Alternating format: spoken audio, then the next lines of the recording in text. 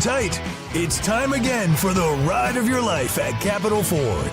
And the ride of your life begins now with employee pricing for everyone on new Fords. You pay what Ford employees pay. Employee pricing means buy a new 2025 Ford F-150 for just $599 a month. Or buy a new 2025 Ford Escape plug-in hybrid, only $499 a month during our Ride of Your Life event at Capital Ford in Santa Fe.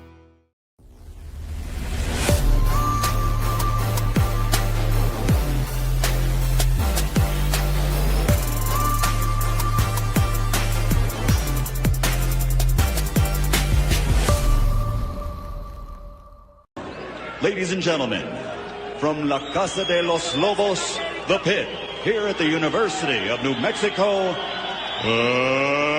let's get ready to rumble!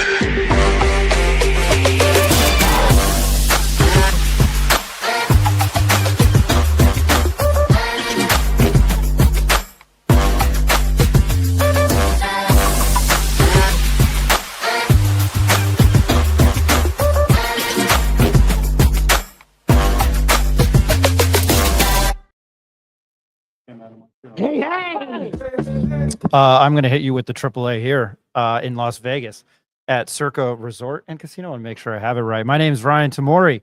Welcome to the Pit Press Live, and I'll awkwardly, even though he can't see it, take the video off of Gabe Lopez for a second. Ed, we're here with Eric Moulton, my business partner, Jacob Neff. Ed, let me unmute you. How you feeling? You know what's up? I think it's been a great morning. We got to go around and talk to some players in the Mountain West Conference that are here, get their opinions and thoughts about what their seasons are going to look like. So it's been fun, a lot of fun. And I will cut. Want to thank our sponsor of Affordable Solar, Capital Ford Santa Fe, just everybody that makes this operation functional. And I don't want to waste our next guest's time, who is him with Richard Pierce are the two sharpest guys here. And I'm going to start with that question: what is behind the suit and the cherry tie? No, yeah, we just wanted to come classy and represent Albuquerque in a first-class manner. I appreciate that answer because you guys do look, it's better than the Nike Polo. I already asked you this in person, and I'm going to ask you again because I don't like flying, and I'm sorry for the repetition again. We apparently overshot the runway, or there was a plane on the Vegas runway yesterday. I don't like to fly. You said you were oblivious. I do no clue behind it. I was not happy, so I'll just drop it there. I'm just happy to be on the ground. And I was sitting next to my buddy Jacob Neff over there, and we looked at each other and we're like, get us off this explosive plane. Plus we're in Vegas, so it's great. What's the vibe, man? How you feeling today? I'm feeling great. I feel like it's been a great morning. Just being able to talk about the new team, Coach Eck, all our new players that we got. It's been a blessing just to be able to represent this university for the second year in a row. This is your second year in a row here. You just mentioned that with rodeo. We had the pleasure of talking with Evan Weissong last week or last year. Is it cool being here in Vegas and doing this? No, yeah, definitely. I feel like it's just more like I said, Coach Eck chose me and Rich to represent our team and represent our leadership. So I feel like that's the most important part to me. I'm going to bring it up again. Offensive lineman, defensive lineman. You guys are here represented. No quarterback, no wide receiver. the guys who get it done in the trenches. You got to love that. Oh yeah, definitely. And that was a big part of me staying again with Coach Eck, being a former O lineman himself. Like you could really tell he really harps on the importance of the trenches and the O line, D line. You can see it here. Probably the only team that's got an offensive lineman and a defensive lineman here. I'll throw it over to Ed after this last question. Do you kind of give Coach Eck a hard time being that he was a lineman and a backup offensive lineman? Nah, not yet. I'm gonna have to now though. Ed, You know what, Gabe, I think actually Coach Eck blocked for Ron Dane, the great running back, when he was playing. So Coach Eck comes with some pedigree as far as that goes, and he is a former offensive lineman. But I got to ask you this, we just you mentioned you came from Washington State. This is your 5th coach in 4 years. Yeah. Talk a little bit about the adjustment. And look, each coach, I've been around athletics a long time. Each coach comes with their own different message, their own way to push motivational and teach. Yeah. Talk about the adjustment it's been for you having a new coach this season, another new coach. Not yet. I just felt like early on, since it happened to me as like a freshman, I just learned a lot of valuable life lessons, like even outside of football. Like in life, you don't control many things. So just being able to adapt and overcome is just going to be something that I'm going to be learned, take it into my job. You never know who your boss is going to be. You never know where you're going to be fired or you're going to have to leave somewhere. So like just learning these lessons early has just been very beneficial to me, my football career and my own personal life. Probably help you later on in your career because messages were different. You learned something from 5 different men that were tasked to teach you football, but you might have learned some life lessons. If any good coach is going to teach you that as well, I would think.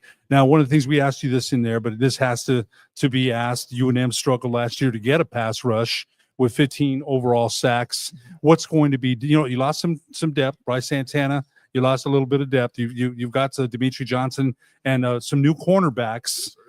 What's going to be different about UNM being able to rush the passer without having to blitz as much?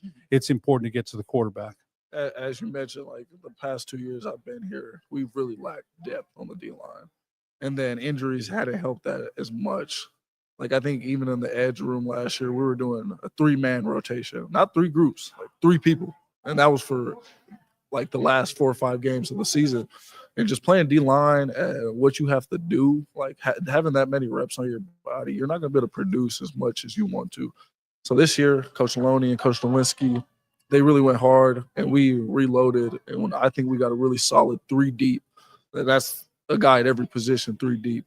And just having that depth to where we'll only be able to play like 30, 35 plays each a game will really just propel us forward with our pass rush because we'll be able to go full speed more often. And then, like I said, we brought in some really good guys that have a lot of experience. James Newby, Xavier Slayen. We got Brian Booker that's played a lot. And then we got Okiki returning. We got some really good dudes in that D-line room that I think if we could have a great season, we could have an effect on some games. So those 3 were eating up the majority of the snaps, all the snaps. Oh, last year it was 2 guys that left and me that were eating the majority of the snaps. So we only returned really, I think it was 3 or 4 D linemen from last year. Only 2 played, and that was me and Okiki Alolafumi, 6'5". He's going to be a freak for us this year again too. You'll be able to get to the quarterback a little bit better this year. Yeah, definitely. I want to ask you this. Now, you mentioned Coach Eck. Coach Mendenhall, we thought did a good job on the cusp of a bowl game at 5-7, and Devin Dampier made some plays as a UNM quarterback that I don't think I've seen, and I've been a fan since '70. It was very exciting. What excites you about Coach Eck? I mean, he's a great guy, right? He's different than Coach Mendenhall. Yeah. He's going to be out in the community. He's, Coach Mendenhall had his style. We're not criticizing. Yeah. What excites you about his style and what he's going to bring here to the University of New Mexico? Like there's a couple different things. Like you said, like Coach Eck is really focused on a lot, even just not football, but like really the community too. I feel like Albuquerque's been needing that. Like you can see him going out to all these different events, trying to bring the community back because the University of New Mexico is Albuquerque's team. And then as far as the football side, like you just see him on every aspect, just trying to make us better. Like the guys he brought in, you could tell they really love football. And he always said, our first meeting, he said something that really stuck out to me. He said, this is the best job he's ever had. And so he's going to give it his all. Like people in the past, they've had bigger opportunities than New Mexico. Maybe they thought they were bigger or better, Mhm. whatever. But Eck is here because this is the best opportunity he's ever had. He's been giving us his all. I think it's been a big change. Again, nothing against Coach Mendenhall. He had his way, and Coach Eck has his. You can tell Yeah. how he feels about Bronco Man.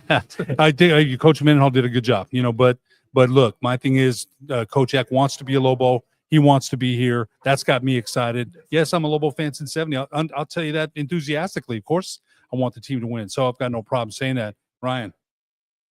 What was I going to ask? Sorry, I got a text that the volume was in and out. That might have been me on the mixer. The guys in the secondary, I mentioned that earlier talking to you at the stand. How it's like an FCS All-Star team for our viewers and listeners, just not just my crazy ass.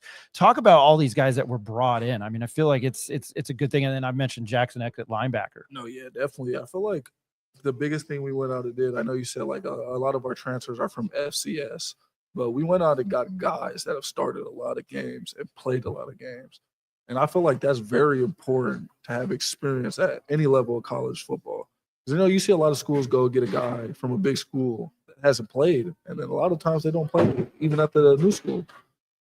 So just having these guys that have experience and game experience is like very good. Like I'm going to go into these games knowing like this isn't his first game. Like he's been in these moments and he's done these moments.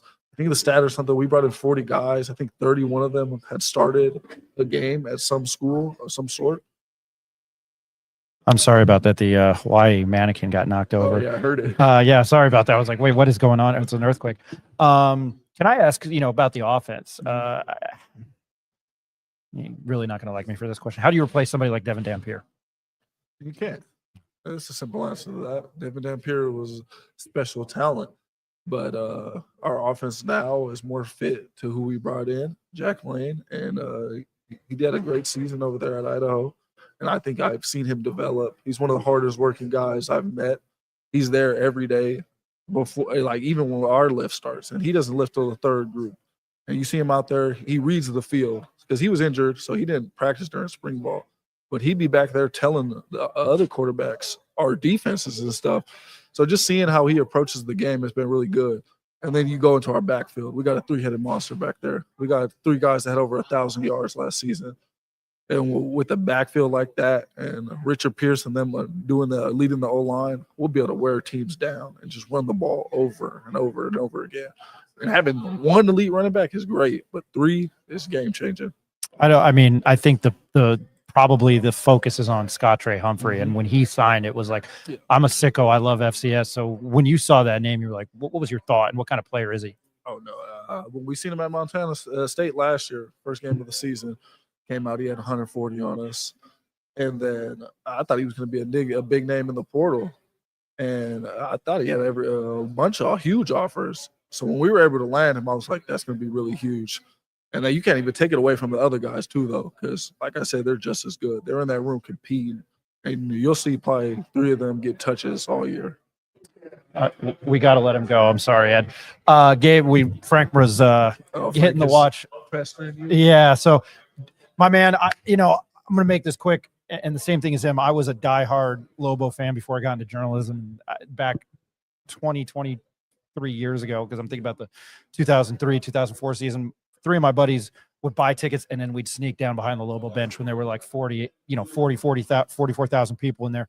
And I long for those days where I make the joke, look at me, I'm a twig. My mom wanted me to play offensive line. I love the defensive. That's where I made that Giants joke. I appreciate you for your time. I appreciate you guys. And best of luck this season. And you've joined us twice back-to-back years, man. We're going to check in with you on the seat during the season. Yes, I always thank you for your time, man. I appreciate you guys. Appreciate it. That was Gabe Lopez. We're going to take that's all right, man. That was our fault. We're going to take a quick break, and hopefully we'll have Richard Pierce, but we appreciate Gabe Lopez joining us again. It'll be a quick commercial break. This is the Pit Press Live, coming to you from Circa Resort and Casino in Las Vegas. Appreciate Affordable Solar, Turquoise Desert Tap Room, and Capital Ford in Santa Fe. We'll be right back.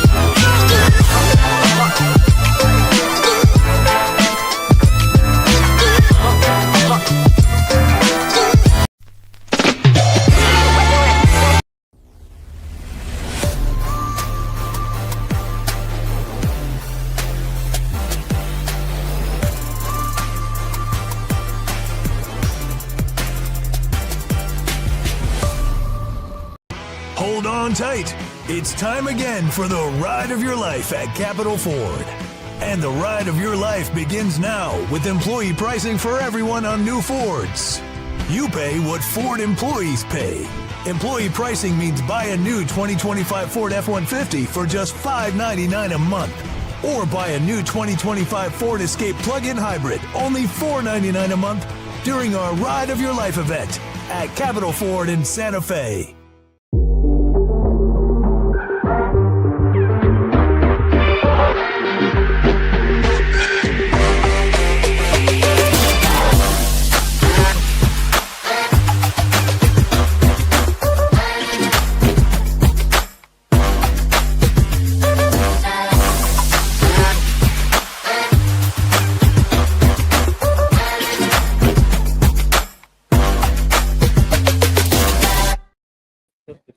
Welcome back. Oh, Jeff Symbieta? Yeah. Yeah, no, I figured going live. We're back live at the Mountain West Conference Media Days for Football 2025.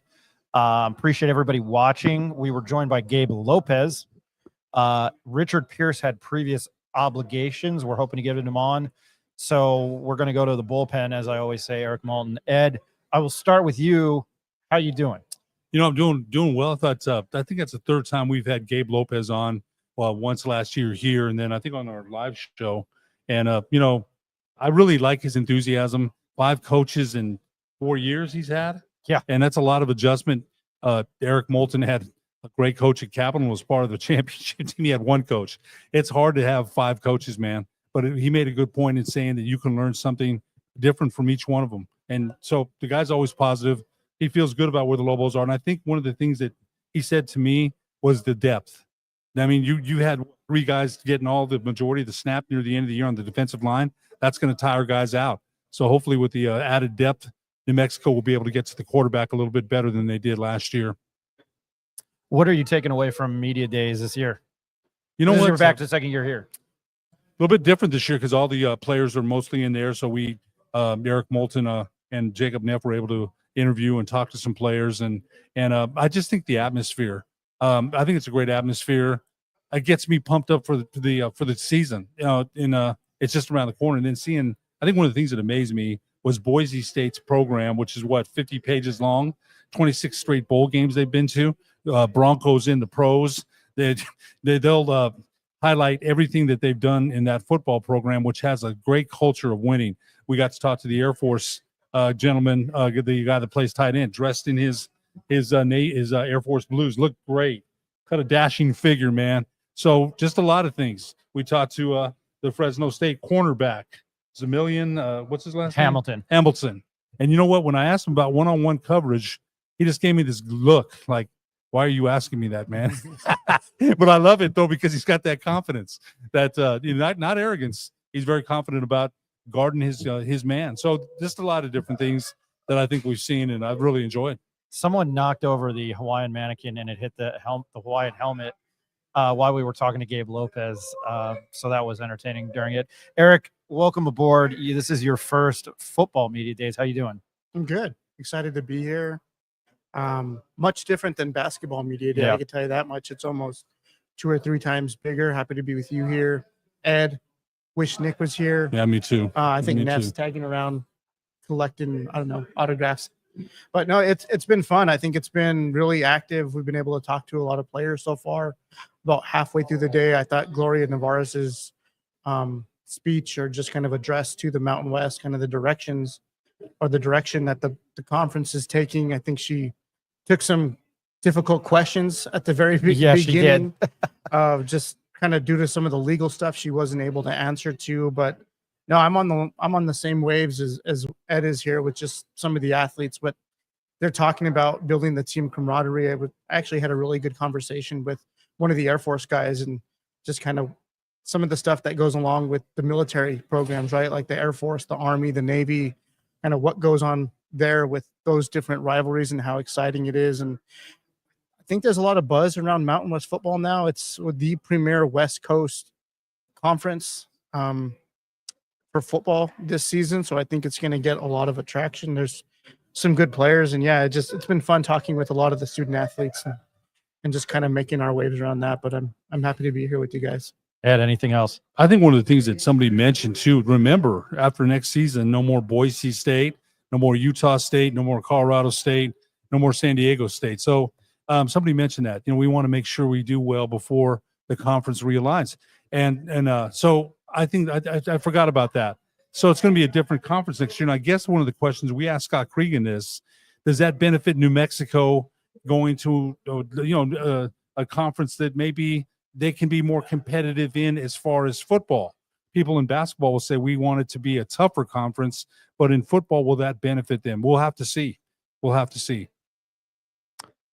Yeah, this is the last year of Boise, Fresno, San Diego State, Utah State, which, for me as a huge college football fan, kind of breaks my heart. I'm kind of excited for the addition of Northern Illinois, which is so weird. And UTEP, And I think UTEP UTEP is quietly building a roster. I know that they had Gloria Navarro's addressed it in her address to the conference.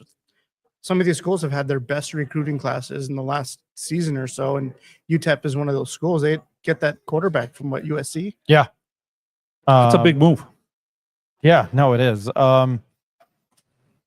You know what? The best person I've talked to today was the tight end for Air Force. That's what I'm taking away. I don't know how you pronounce his name, and I butcher names all the time.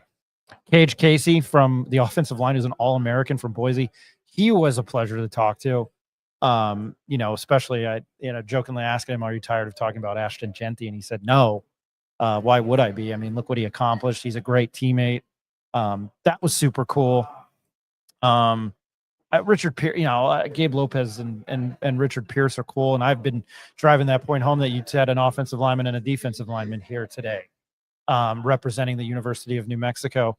I don't know. Is there anybody else you guys are looking forward to? I mean, we're not at SEC Media Days, but we're at Circa, and it's not a disrespect to the Mountain West Conference guys. But what else are you looking forward to today? I think learning more about we talked to the quarterback a little bit. You did, Ryan, more than we did. Chuba Purdy, Brock Purdy's brother. And, that's got, and he was hit with about 2 or 3 Brock Purdy questions, and I thought he answered them with a lot of grace. I mean, when your brother's in the pros, and he just signed an extension with 49ers? Yeah, he did. I don't know the details. So I think he was another guy that I was listening to. I'd love to hear. Okay, so Eric, when you played and you won a championship, messages from coach. You played for 5-year, $265 million. Okay, so yeah, you played for Al Armendariz, right? Mm-hmm. And I remember the big old bigote, man. I remember reffing his games. So the message, from coaches and players, they're excited, right? Before the season started at Capitol in that championship season, you had every day's a new one, right? And you're excited. You got a good team. You were winners, man. So everybody here, it's 0-0. Everybody's 0-0. And, they can't wait for the first game. New Mexico plays, and you're going there, Ryan. They play Michigan. Everybody else, we talked to the quarterback at Colorado State. I read about him. He memorizes playbooks in a weekend. When I read that, I'm like, are you kidding me, man? That's hard to do. That's an incredible memory to memorize a playbook in one weekend. Some people don't memorize a playbook in a whole season. So I think you can see everybody's enthusiasm for the season that's coming up. They can't wait to get to camp. They can't wait for that first game. They can't wait for that first hit. I mean, football. One guy hit me in my knees one time. I was like, my football career was over before it started, man. I'm a hooper, right? But so I think that's one of the things you get from any athletic event that I ever cover, and there's a lot of them, is the enthusiasm, whether it be in the high school level or the college level. You can tell how people are excited about the upcoming season. That includes Gabriel Lopez, right? We didn't talk to Richard Pierce yet. Gabriel Lopez is a very good spokesperson, I think, for UNM football. They haven't had a lot of success, right? But he's enthused about it. He thinks he likes Coach Eck. He likes Coach Mendenhall. He's that guy. I think he's a perfect guy to send, to speak for it. So, I think Gabriel Lopez is onto something there. I think what he's most excited about is actually having some added depth to the defensive line, because he was facing double teams all last season. He was playing 2 or 3 snaps every time down, and he never got a break. Right. So I think he's excited about that, because when you are being able to rotate guys in and out, you're able to go 100% every play that you're on the field. And I think they're not going to name every guy that they have on the roster now, but they've got some guys that coming in on the defensive line. I think there's a lot of depth. Ryan talked about it being like an FCS all-star team, just some of the guys added in the secondary. I think he's excited to finally feel like we've got depth, we've got guys that are hungry, and Coach Eck is just bringing this winning mentality to practice. Everything that they do from every drill, there's some level of competition with it. It's not just having to go through fundamentals and the basics and drill after drill, but there's they're going after these things with a purpose. Right. And you could just sense that with how he's portraying that message and how he's trying to talk about things. But yeah, I'm excited to talk to Richard Pierce too. I think he's been raved about within the program. And I think these two guys, and not just those two guys, but what they represent with UNM, I think there's some expectations on these guys' shoulders because they're showing up to do a job. They're professional. They're probably the best dressed team here outside of Air Force. No doubt. Hands Right. down. But they're here and they're here to take care of things. They know that there's a job at hand, and they're just carrying themselves with this professionalism, and they're ready to get after it. So I think you're right, Ed. I think there is a lot of enthusiasm, but I also think that there's a lot of confidence behind that too, right? They know where they've been. They know that they're dealing with the new head coach, but the culture that Eck is building and the mentality that's been instilled within this team is they're not here just to rebound off of last year and try to regroup. They're here to win, and they're here to win right away. And they're going to look at that from week one, and they've got a chip on their shoulder. I don't think a lot of people are.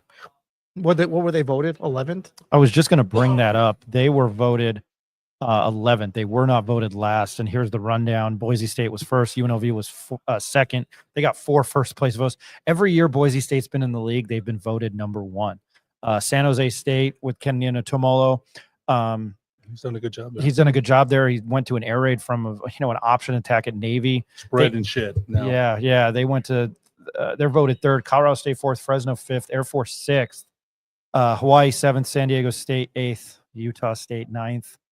Wyoming 10th. New Mexico at 11, and Nevada it was 84, 83 in the points there. Voted 12th. I get it. The roster turnover, having to restructure, there's a lot of unknowns, but these guys sense it, right? Like the disrespect a little bit. Ed, you know what that's like. Oh yeah, man. I do. But I got it. I think one of the things that you asked them, Ryan, about the offense, and I think, are we underrating Scottree Humphrey? I remember when I read in the paper that they got that dude, I had to read it like 3 times. Like, how the heck did they land him? That's a good land. And I think Damon Bankston will be a good running back. That running back room I'm impressed with. The offensive line seems to be a strength. The only thing we don't know about Jack Lane. We don't know who the quarterback's going to be. Now, Gabe Lopez said Jack Lane's working hard. He didn't throw in the spring because of an elbow injury. Cole Wildever came in from Connecticut. We don't know about him.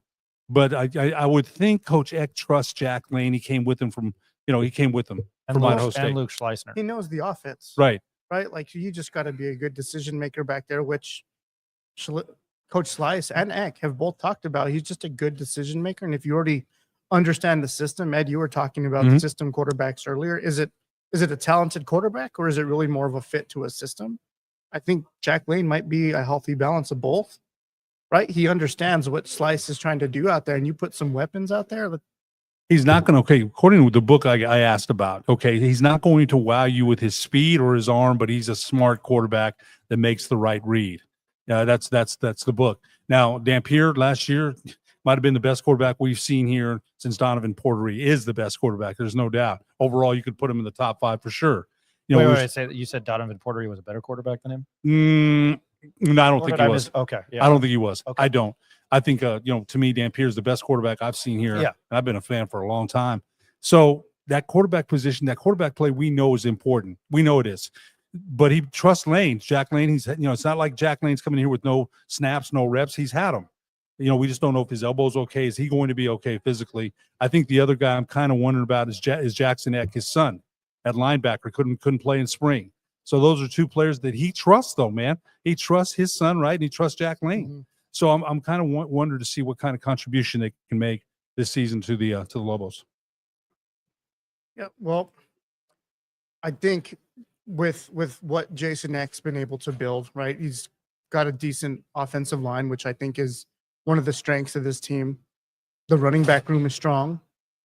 If you can get the ball moving on the ground, which I think Ryan went on the G5 podcasts about a couple weeks ago, he talked about the run game being, this could be the identity of this football team. And if you can get the run game going, Your head coach is an offensive lineman. Yeah, right. Right. And a damn good one, and played for some winning programs and had led some winning programs and kind of helped formulate the blueprint. Right. And so if you can establish some type of solid run game that you can lean on, the quarterback play is not going to be as nearly as important. Right. You just need someone out there to get the system going, someone that's going to be an operator, not someone that's going to sit back there and pocket pass. But if you need to fall back on a guy like Jack Lane, you can look at what the game he had last year at Oregon. Raucous crowd, number 1 team in the country, Oregon. He threw for 150 and a touchdown. I think he had 1 interception. He went down in the 3rd or 4th quarter with a broken collarbone. They had them on the ropes. They did. They had him on the ropes. They were running a good system, and he looked confident, and he was throwing the ball downfield, beating a really good team. So is the talent there? I think so. But is his mind, his headspace there? I think yes too. I think Slice and being able to put the right pieces in place. They got some wide receivers on the edge who seem like some of the transfers that came in. They seem to be guys that can create with the ball. You just need to get the ball to them out in the wings, get them out in space, and let them do what they do. So if you're going to get these guys, you're moving the chess pieces all in the right place. Mm-hmm. Spread it out, get a run game going, move the chains. You move the chains right. and you avoid the turnovers, then you've got something to work with. I don't think it's all going to fall on just having a solid quarterback. I think all the pieces have got to come together. It helps. You're right about that. And I think, we're spoiled a little bit by some of the plays Dampier made and extending plays with his feet and his arm. So he got out of a lot of situations, and sometimes he wasn't mechanically sound in the way he passed the ball. Receivers had to stretch and stuff, but still he made plays, man. He made plays. So I think you're right. I think the ideal thing is on 2nd down, you don't want to be behind the chains. You don't want it to be 2nd and 10 or 2nd and 8.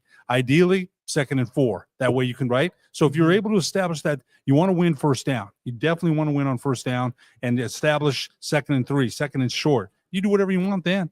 So I think you're right about that. And so were you, Ryan, about establishing that ground and pound. And again, we got Richard Pierce hopefully later. They say that the strength of the Lobo offensive line last year was very solid, very solid. Games are won in the trenches. We know that. It is. And that's why I'm a little, still concerned about the defensive line. Gabe Lopez said they're a little bit better with depth, and they've got some more players, but they've got to be able to rush the quarterback. They've got 15 sacks last year. And one of the things we mentioned wise because they didn't have the depth, so maybe having that depth will change things. But I think Jack Lane. I think he'd be the quarterback. I would think. Cole Wilderver though is kind of intriguing to me because he put up Madden numbers playing for Jason Witten, so I'm kind of intrigued by what he's got. So, but I think you're right about that, Eric. I think having a solid quarterback definitely helps. I mean, to me, 15 sacks is putrid. It's terrible. It's really bad, especially for somebody coming back for Bronco Mendenhall, who was a defensive guy. I mean, Gabe Lopez kind of touched on it at the podium, being 3-down lineman to 4-down lineman. We'll see that there. As far as the all preseason, all Mountain West team goes, Maddox Madsen, quarterback for Boise, was on that team last year. Obviously had the help of Ashton Genty, beat out the kid that transferred to UTEP, who was at USC, was a 5-star recruit. Boise State kind of dominated. Jaden Virgin Morgan, Cage Casey. These guys, Cage is probably an All-American candidate and will probably a preseason All-American. You had 2 Lobos on there, Scott Trey Humphrey, running back, first team, offense, and then Abraham Williams is the kick returner, all conference. So I don't know, not much, kind of what we expected from